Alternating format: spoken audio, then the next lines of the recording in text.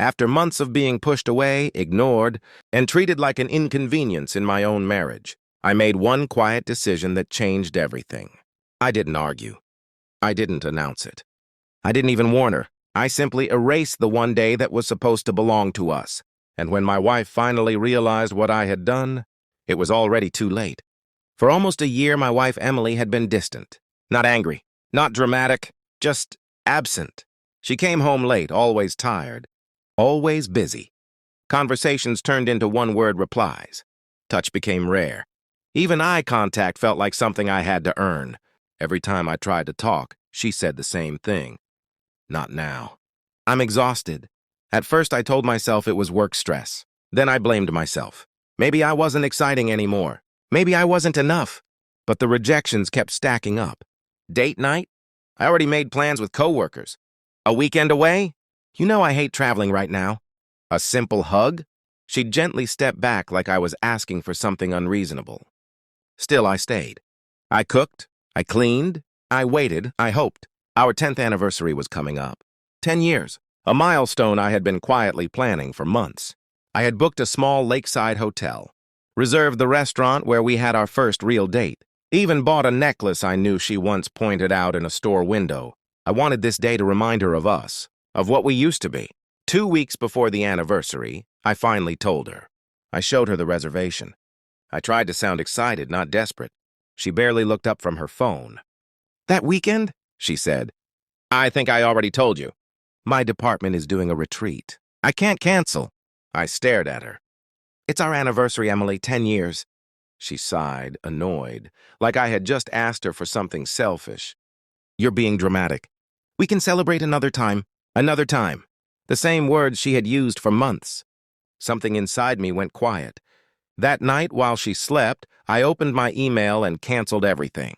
The hotel. The restaurant. The special package. I didn't text her. I didn't bring it up again. I just let the date come and go in silence. On the morning of our anniversary, I woke up early. I made coffee. I sat at the kitchen table like it was any other day. Emily rushed out of the bedroom, already dressed for work. I'll be late tonight, she said. The retreat planning ran long. I nodded. Okay. She paused, surprised. Maybe she expected me to argue. Maybe she expected sadness. I gave her neither. That night I went out alone. Not to our restaurant, not to anywhere romantic, just a quiet diner. I ate slowly. I thought about the last year of my life, about how small I had made myself just to keep the peace, about how I had been waiting for her to choose me again. She came home after midnight. The next morning, something was different. She seemed uncertain. She kept glancing at me like she was trying to read something on my face. You didn't say anything yesterday? She finally said. About what? Our anniversary. I shrugged. You were busy.